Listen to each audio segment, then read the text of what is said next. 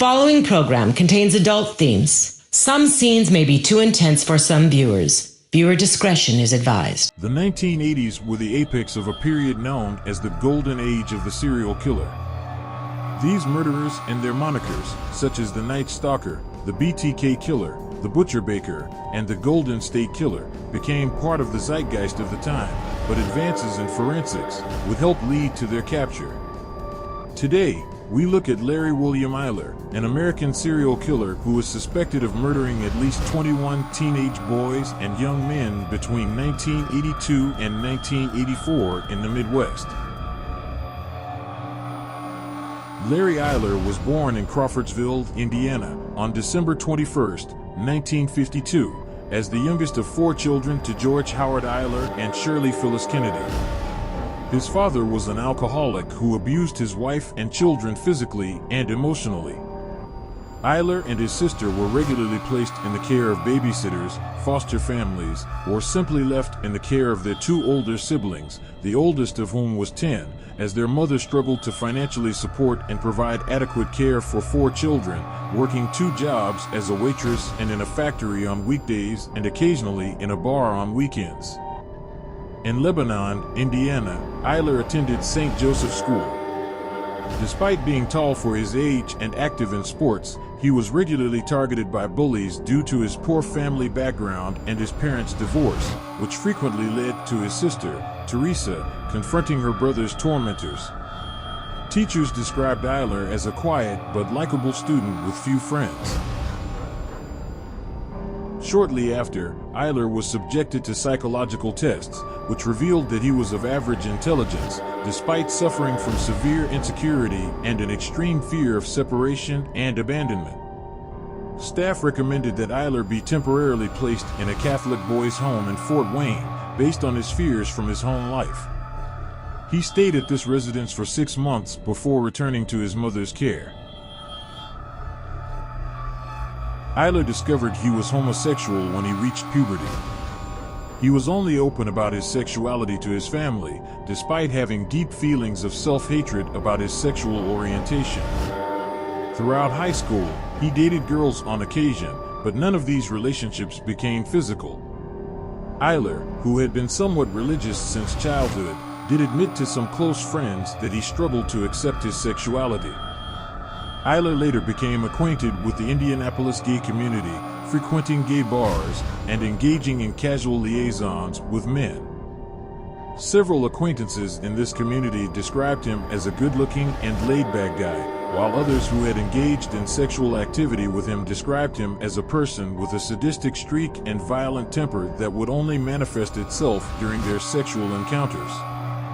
He shared a condominium in Terre Haute with a 38-year-old library science professor named Robert David Little, whom he met in 1974 while studying at Indiana State University. The 2 men had a platonic relationship, with Eyler considering Little to be a father figure. On August 3, 1978, Eyler picked up Craig Long, a 19-year-old hitchhiker, on 7th Street in Terre Haute. Long attempted to flee the vehicle after Eyler propositioned him. As Long stated, "I don't have any money," Eyler pressed a knife against the youth's chest and replied, "I'm not after your money. I'm not interested in your money." He then told Long to undress before handcuffing him, binding his ankles, and ordering him to climb into the back of the pickup. Long attempted to flee the pickup as Eyler undressed, and Eyler pursued him. Eyler stabbed the youth in the chest, puncturing his lung. Long sagged to the ground, pretending to be dead.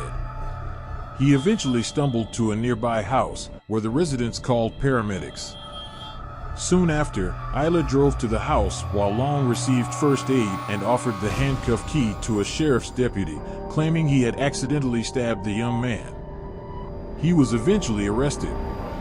Eyler was later charged with aggravated battery and agreed to enter a guilty plea. A judge set his bond at $10,000, which friends raised. Eyler's attorneys offered Long a $2,500 check from Little in exchange for his agreement not to press charges. Long accepted the offer, and Eyler was acquitted and fined $43 on November 13th for court costs. Between 1982 and 1984, Eyler is known to have murdered at least 21 men, with several victims subjected to varying degrees of sadomasochism before being stabbed and/or slashed to death, with the majority of the wounds inflicted on the victim's chest and abdomen. His victims were usually given alcohol and sedatives like F-chlorvanol before being restrained and murdered. After death, several victims were disemboweled, and Eyler is known to have dismembered the bodies of 4 of his victims. His victims were typically dumped in fields near major interstate highways, with their trousers and underwear frequently discovered around their knees or ankles and their shirts and wallets missing. Eyler was dubbed the Interstate Killer and the Highway Killer because many of his confirmed and alleged victims were discovered in locations near or accessible via the interstate highway system. On October 12, 1982, in Crown Point, Indiana, Eyler enticed a 21-year-old named Craig Townsend into his vehicle. The young man survived despite being drugged, severely beaten, and later abandoned naked and comatose in a rural field. On October 23rd, Eyler kidnapped and murdered a 19-year-old named Stephen Crockett. Crockett had been beaten and then stabbed to death, with 32 knife wounds, 4 of which were to his head. Sometime the following month, Eyler murdered a 25-year-old barman named John Johnson. His body was discovered 1 month later. On November 20th, Eyler kidnapped William Lewis, a 19-year-old hitchhiker. He was stabbed and buried in a field near Rensselaer, Indiana. Stephen Agon, 23, was kidnapped in Terre Haute on December 19th. On December 28th, his body was discovered in the woods near Indiana State Road 63. An examination of an abandoned farm outbuilding near the crime scene revealed several traces of human flesh on the walls and areas where plaster had been damaged, leading investigators to believe Agon had been suspended against the walls of this property while his murderer inflicted the injuries on his body. Dr. John Pless immediately performed an autopsy on the body of a 21-year-old man named John Roach, who had been discovered near Interstate 70 in Putnam County that same day. Pless noticed striking similarities in the injuries inflicted on Roach and Agon, including multiple stab wounds to the victim's abdomen, upper chest, and throat, indicating the perpetrator's rage. On December 30th, a 22-year-old Yale University graduate named David Block vanished from the Illinois suburb of Highland Park. On May 7, 1984, a farmer discovered his body in a field south of Illinois Route 173. On January 24, 1983, Eyler abducted and murdered Irvin Gibson, a 16-year-old boy from Lake County, Illinois. His body was discovered on April 15th, atop the body of a dog that had also been stabbed to death. Eyler is suspected of killing at least 5 more people between the ages of 17 and 29 between March and April 1983. Daniel Scott McNeve was discovered dead in a field near Indiana State Road 39 in Hendricks County on May 9th. McNeve's wounds immediately linked his murder to other victims suspected of being the same perpetrator. He'd been stabbed 11 times in the neck, 5 times in the back, and 11 times in the abdomen, with one wound causing sections of his small intestine to protrude through his abdomen. Furthermore, welt marks on McNeve's wrists and ankles were discovered, as well as his jeans being pulled down to his ankles.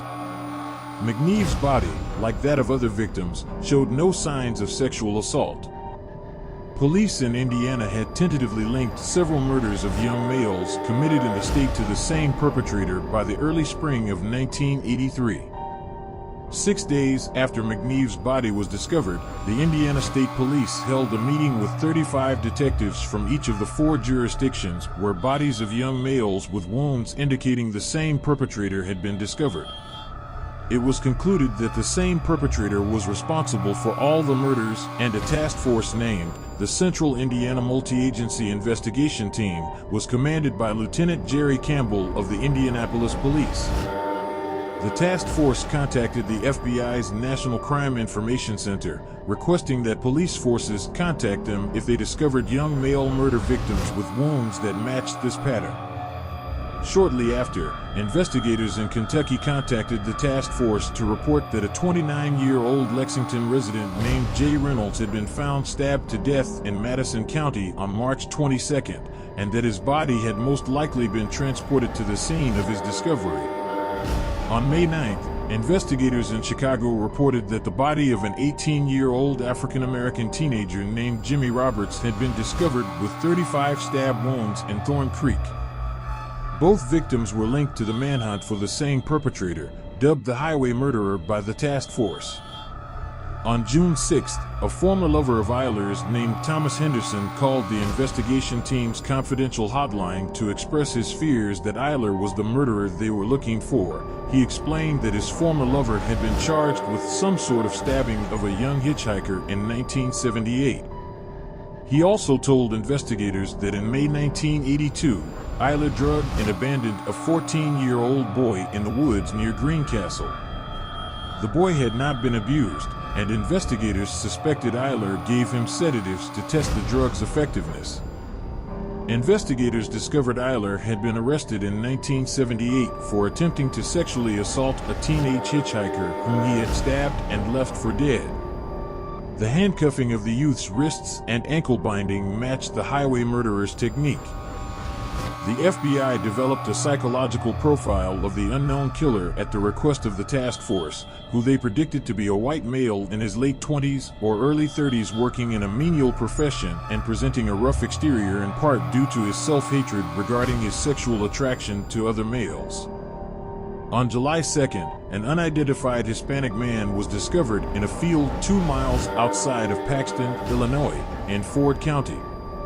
This victim had been stabbed in the abdomen several times and had been dead since June 27th or 28th. On August 31st, 8 weeks later, a tree trimming crew discovered the body of a 28-year-old man named Ralph Calise in a field near a tollway near Illinois Route 60.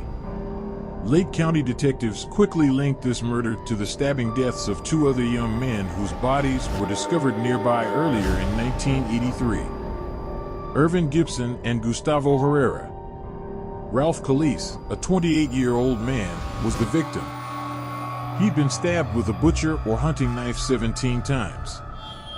In early September, Geralyn Kollerick, a Chicago-based reporter for WLS-TV, noted similarities between Calise's August 31st murder and 2 previous deaths of young males in Lake County.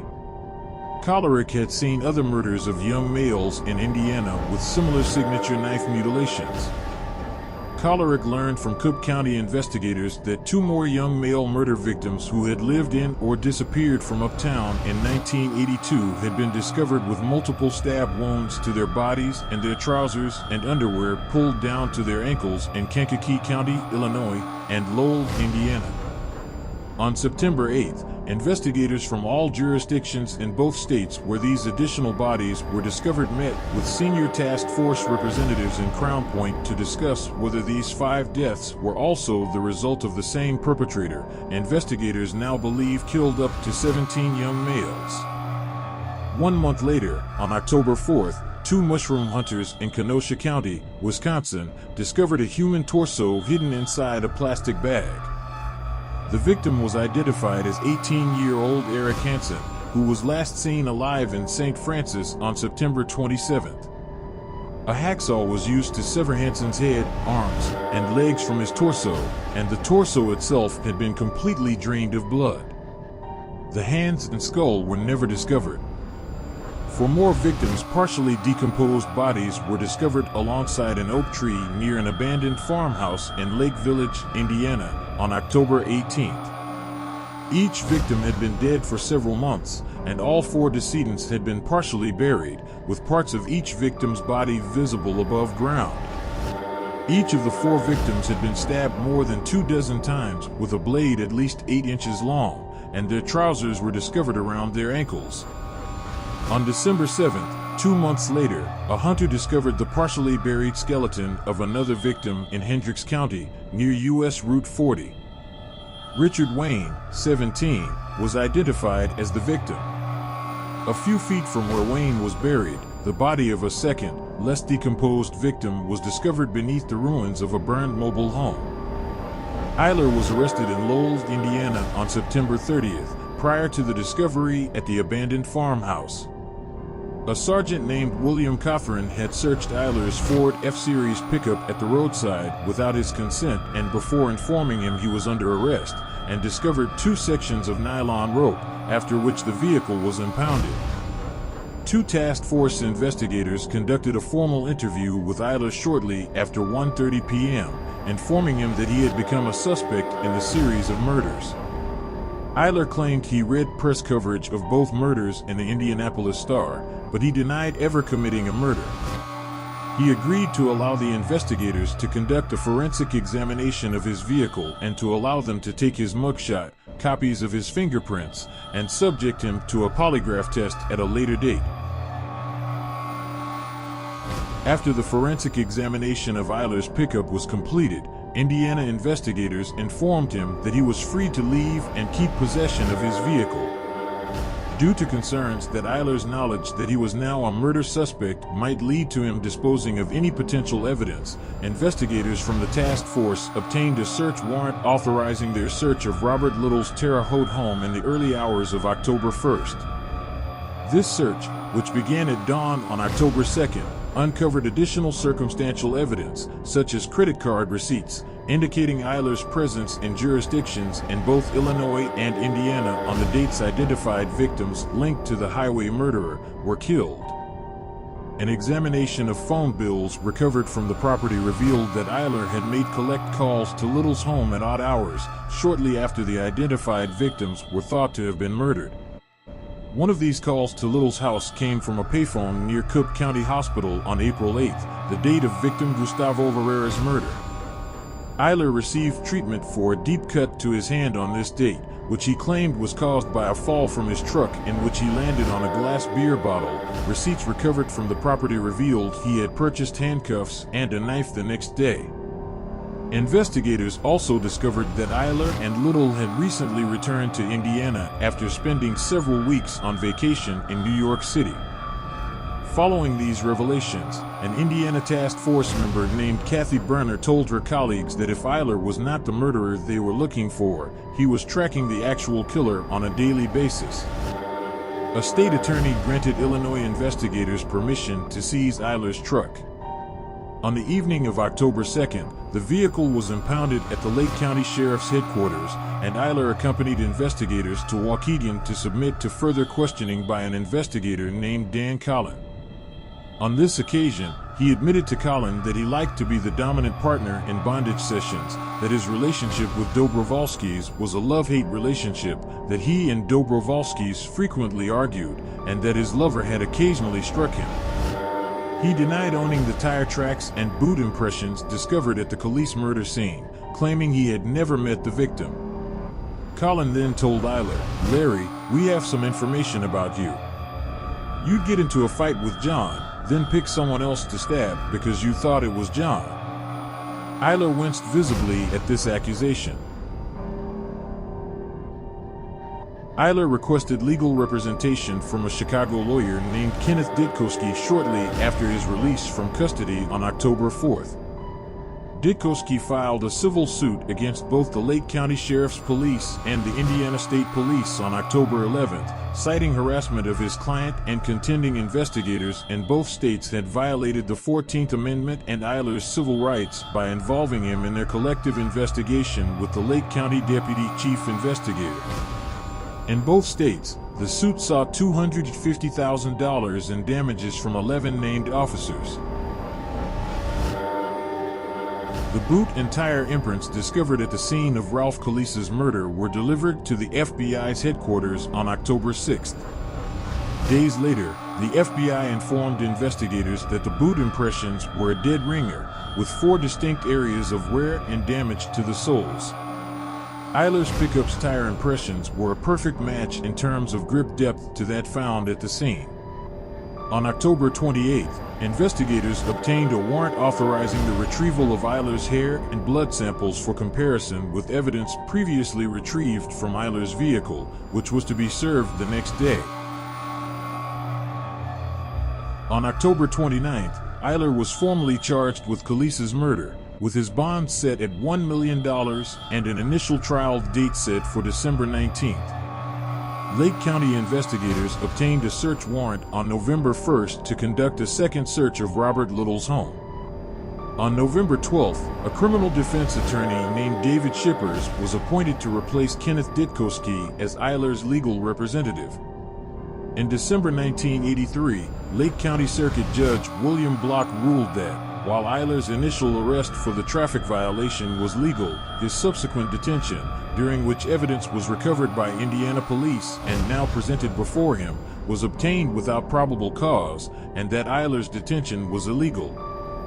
Due to the fact that the search of the Dobrovolsky residence on October 3rd had been conducted without a search warrant, Eyler was released from custody at the subsequent January 1984 hearing to determine whether the physical evidence recovered following Eyler's arrest should be suppressed. The physical evidence recovered by Illinois investigators in their comparison of his boot prints and tire tracks to the plaster casts recovered at the Calise crime scene was tainted, according to Judge Block, because the search was prompted by Eyler's initial illegal detention by Indiana investigators, which violated his constitutional rights. On August 19, 1984, around 10:30 p.m., Eyler enticed a 16-year-old uptown teen named Daniel Bridges to his apartment. The youth was bound to a chair with clothesline inside Eyler's apartment before being beaten, tortured, and stabbed to death. Bridges' body was then dismembered in Eyler's bathroom. His body was dismembered into 8 pieces, each of which was thoroughly drained of blood before being placed in 6 separate plastic bags. On the morning of August 21, 1984, a janitor named Joseph Bala discovered Daniel Bridges' dismembered body. His remains were discovered in a garbage dumpster near Eyler's apartment and in a unit not intended for use by tenants in Eyler's apartment complex. On August 22nd, Eyler was formally charged with Bridges' murder. An autopsy revealed that death was caused by multiple wounds inflicted with a knife and an awl-like instrument. Although no facial fractures were visible, the teenager had clearly been beaten around the right eye and suffered numerous shallow cuts to his face before his death. 14 ice pick or awl wounds were also visible on and around Bridges' sternum. These wounds had also been inflicted prior to death. Furthermore, 5 knife wounds to the abdomen were significantly deep, causing sections of Bridges' intestine to protrude through the wounds. 3 more knife wounds were inflicted on the teenager's back with such force that the heart and left lung were perforated. Convicted and sentenced to death by lethal injection for the 1984 kidnapping and murder of 16-year-old Daniel Bridges, he later voluntarily confessed to the 1982 murder of 23-year-old Stephen Agon, offering to also confess to his culpability in 20 further unsolved homicides if the state of Illinois would commute his sentence to life imprisonment without parole. While on death row, Eyler died of age-related complications in 1994. Shortly before his death, he confessed to his defense attorney Kathleen Zellner to the murders of 20 more young men and boys, though he denied being physically responsible for Bridges' murder, which he claimed was committed by an alleged accomplice in 5 of his homicides, Robert David Little.